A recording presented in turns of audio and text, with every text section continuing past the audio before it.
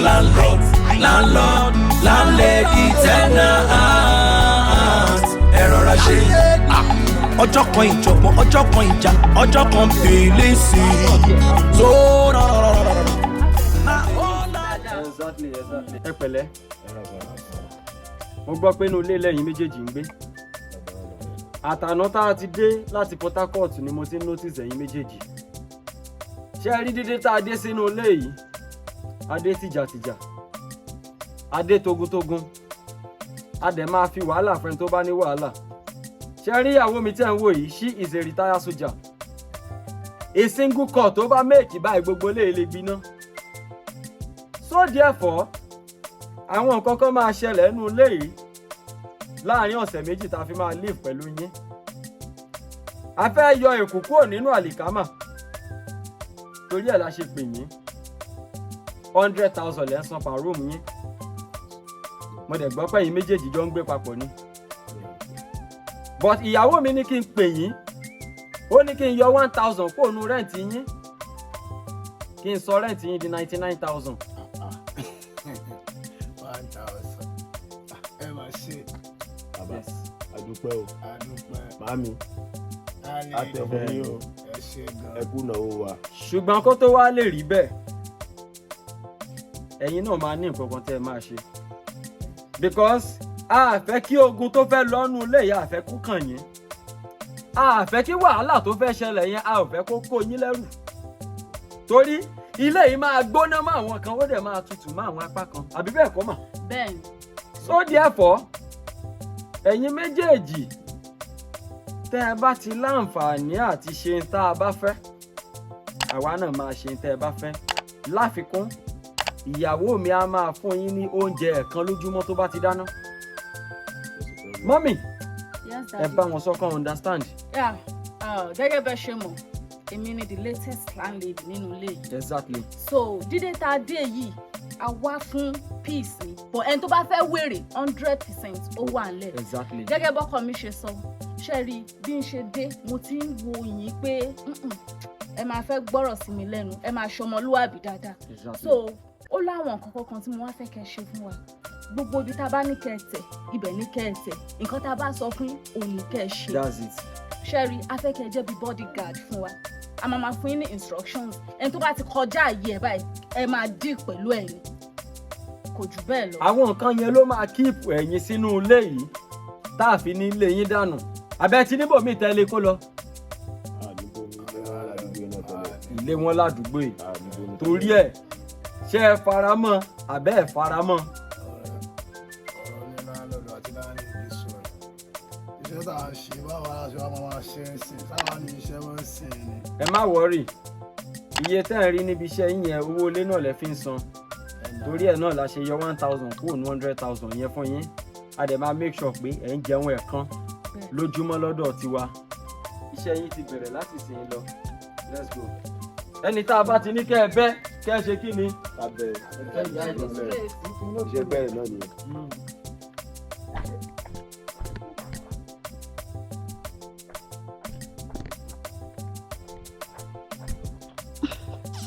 Mo ti pẹ́ o.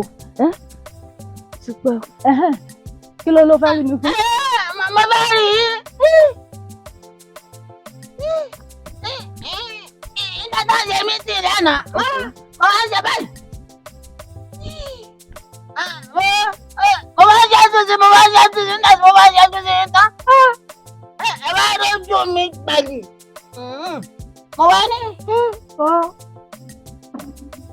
Mo fẹ́ fẹ́ yín. Ó fẹ́ fẹ́ mi. Màá tọ́jú yín. Màá tọ́jú yín dọ̀kan yín lọ. Ṣé o dẹ̀ lè fẹ́ mi pẹ̀lú ṣùgbọ́n mi báyìí? Ẹni ṣùgbọ́n. Ó dẹ̀ dá ẹ lójú. dá mi lójú. Èmi náà fẹ́ pẹ̀lú ṣùgbọ́n ẹ̀. Correct. Ẹni àlọ́ mi. Ẹ̀jẹ̀ bá mi fi ṣùgbọ́n mi hàn. Kí ló ń bá yàtọ̀? Wọ́n ní ká fi ṣùgbọ́n mi kọ́ ni. Kò ní dáhùn yẹn. Kò ní dáhùn yẹn. Gẹ́gẹ́ bí àwọn òfin tí ẹ kálẹ̀. Kẹ̀dẹ̀ máa ò ṣáájú mo sọ pé mo máa lè jù ní ọ̀dọ̀ sísà. Amóde rántí pé àwọn òfin tẹ́ ẹ kálẹ̀ ẹni pé kéèyàn bá máa wọlé aago 8 ní kéèyàn wọlé. Ibi tí ẹ wá bá mi ní jẹ́ jù ní pé ẹni kéèyàn bá máa gbóbìnrin wọlé kò sáyè. Ààyè wà láti gbé ṣe bí girlfriend ni. Ààyè wà ó kàn ti gbọ́dọ̀ notify wa a month to the time tó fẹ́ gbé wálé ni. Nǹkan tẹ̀ ń sọ fún pé kí n bá tiẹ̀ fẹ́ mú ìyàwó àfẹ́sọ́nà mi wálé kí n kọ́kọ́ inform yín. Exactly, kò dẹ̀ ní síjà lẹ́yìn yẹn. Ok, tí a bá tẹ̀ wá wọlé náà. Kí ló fẹ́ gangan? Dáà ń jọ ń ṣeré. Kí ló fẹ́ gangan? Nǹkan tí mo fi wá ń pè òfin tẹ̀ kálẹ̀ yẹn sà kò tẹ́ èmi àtàntí mi lọ́rùn, mo dẹ̀ ti sọ fún àwọn àǹtí mi. As a matter of fact, ilé ìtìsú yẹn fẹ́ kó kúrò. Bẹ́ẹ̀ ni sà, ẹ̀yin náà wò ẹ sọ fún pé bí èmi àti bá gbóbìnrin wọlé. Excuse me, mo like n tó sọ bọ́ má bínú, ṣé mi ni mo ní kó o jókòó? Ẹ má bínú sà. Ok, mi ò bínú bọ́ ti Jídé, mistake ni mo ní kó o jókòó yẹn. Ẹ̀sìn Jídé.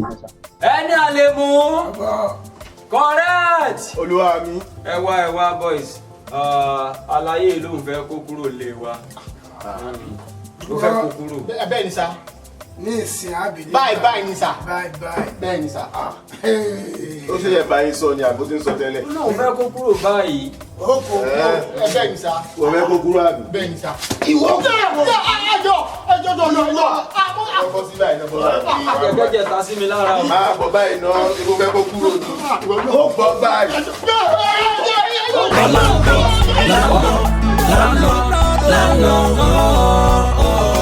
Rọra ṣe.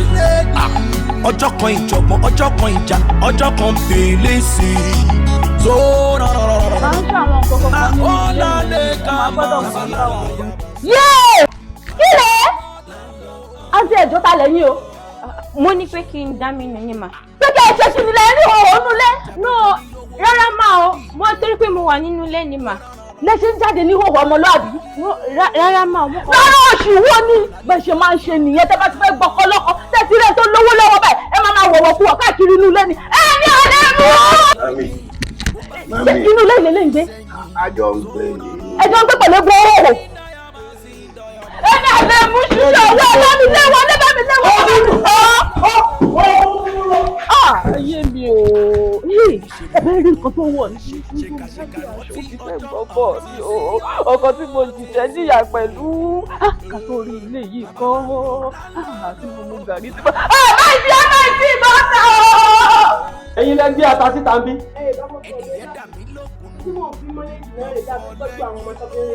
Àbólórí burúkú ni yín ni. Ṣé mi ò sọ fún yín pé kí ayé máa hùwà bí olòṣì mọ́nú ilé? Ẹ̀rí iṣẹ́ gọ́ọ̀mẹ̀ntì bẹ́ẹ̀ kẹ́ lè ṣe.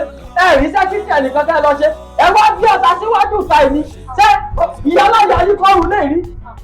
Ṣé wọ́n bí ọ̀tá òfò? Ṣé ẹgbẹ́ ọ̀tá síbi tẹ́lẹ̀? Ṣé wọ́n ẹjọ́ wèrè ní? Ìgbàkígbà tí wọ́n tún pa ọ̀tá níbí. Tí wọ́n tún pa ọ̀tá níta bì. Ẹ wò ó, màá mẹ́jọ fẹ́ sún sẹ́ẹ̀ lọ́jọ́ yẹn.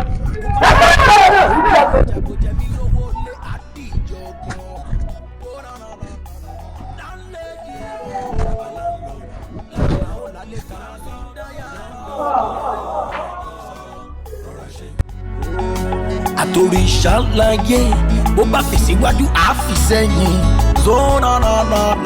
Síndayaba. Landlord. Rọra ṣe. Ẹni ṣe rere kó máa ṣe ṣèkàṣèkà rántí ọjọ́ àti sòwò. Baba landlord. Sọ́kọ̀ ní tẹ̀sí ìṣe. Tablet tí mo ní pẹ̀lẹ́ yìí fẹ́ láti rè. Mọ́mí, mo lè gba yín lọ́dún. Ọ̀gá rẹ̀ fẹ́ kí n yọ. Mo ní ká ẹ máa bí ìkíkiri ìwà. Sọ́kọ̀ kọjá ẹ̀. Síndayaba. Ẹ lọ́wọ́ yìí ni. Dáàbà tí lọ́wọ́ ni wọ́n máa jẹ yín Baba náà. landlord. Ó bá gbọ́. Rọra ṣe. wọ́n lọ sábà máa ń wó. wọ́n ní máa ṣe tó olòṣì tẹ́lẹ̀ bí o fẹ́ olòṣì nínú ilé yìí. ẹja kojú bàbá ẹ̀ fọ́ tí bàbá ẹ̀ ò fi ríran mo ti mọ̀ nǹkan tí màá ṣe next time ẹ̀ ní gbé gàrí wọnú ilé yìí mọ́ tó bá yí gbọ́ mi ẹ̀ ní gbé gàrí wọ. tẹ́ ẹ bá understand mi ó yé mi torí pé ìran yín kankan ò kọ́ lérí torí ẹ̀ lè ṣe wá gba ilé síbi bí. èmi ọmọ yín náà ni o olólùfẹ́ yín àbúrò yín adé ọmọ Bankole ọmọ Ìjìrẹ́ ará Ìṣòkùn.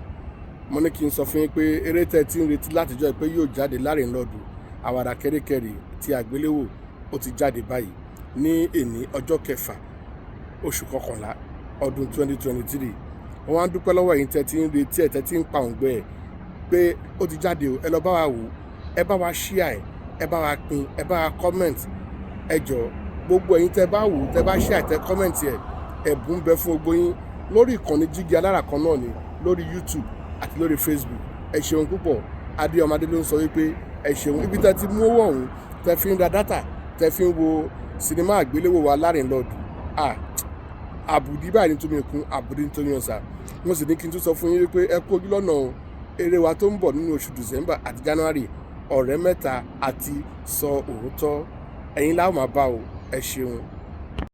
tẹlifíṣàn kan àrà ọ̀tọ̀ tí aráyé fẹ́. Prison 24 TV láyé sọ. àtúntò àrèrè pàkó yí bàbá màgánà àǹfààní ńlá ló wọlé tọ̀ wá wáyé o. àǹfààní láti darapọ̀ mọ́ iléeṣẹ́ amóhùnmáwòrán àti rédíò orí ẹ̀rọ ayélujára kan nílẹ̀ yìí Prison 24 TV Jígí Alára rédíò tó kalẹ̀ ká sílùú Ìbàdàn. iléeṣẹ́ tẹlifíṣàn tí wọ́n mọ̀ mọ́ àwọn ètò àtàtà lóríṣiríṣi ni. àǹfààní ńlá rèé o fún gbogbo ẹni tó ní ẹ̀bùn àti ọgbọ́n àtinúdá láti wá fi ẹ̀bùn tiyín náà hàn kẹ́yìn náà lè di ìlú mọ̀ọ́ká gbóhùnsáfẹ́fẹ́. akọ́ṣẹ́mọṣẹ́ agbóhùnsáfẹ́fẹ́ lédè Yorùbá pọ́nbélé àti Gẹ̀ẹ́sì ni wọ́n ní. tàbí akọ̀ròyìn àti akàròyìn eré ìdárayá àti bẹ́ẹ̀ bẹ́ẹ̀ lọ lédè Yorùbá àtèdè Gẹ̀ẹ́sì. ayàwòrán cameraman. aṣàwòrán pọ̀ editor. onímọ̀ nípa ìwádìí ìtàn documentary researcher. onímọ̀ nípa ìpolongo ọjà lójú òpó ayélujára e-marketer àti akọ̀wé secretary. àǹfààní tún wà fún ẹni tí ò tí ì máa gbóhùnsáfẹ́fẹ́ ya àwòrán so àwòrán pọ̀ àti bẹ́ẹ̀ bẹ́ẹ̀ lọ ṣùgbọ́n tó gbàgbọ́ wípé o lè kọ́ṣẹ́mọṣẹ́ lórí ẹ̀. àwọn nọ́mbàs wọ̀nyí ni kẹ́ ẹ pè fẹ́kúnrẹ́rẹ́ àlàyé o 0705 058 0241 àti 09039893895. tàbí kẹ́ WhatsApp nìkan sórí +1 347 285 7401. lórí Facebook Instagram àti Twitter ẹ kàn sí @prism24 TV. wá lo ẹ̀bùn tiẹ̀ náà níbi táyé ó ti gbà ọ́ ní Prism 24 TV Jígí Alára rédíò a máa retí yín o. Prism 24 TV Jígí Alára rédíò ní gbogbo àwọn tó dá mọ̀ ń gbọ́. Prism 24 TV Jígí Alára rédíò ní gbogbo àwọn tó dá mọ̀ ń sọ. tẹlifíṣàn kan àrà ọ̀tọ̀ tí aráyé ń fẹ́. Prism 24 TV láyé sọ. ó ti akájọ tẹ̀ síbi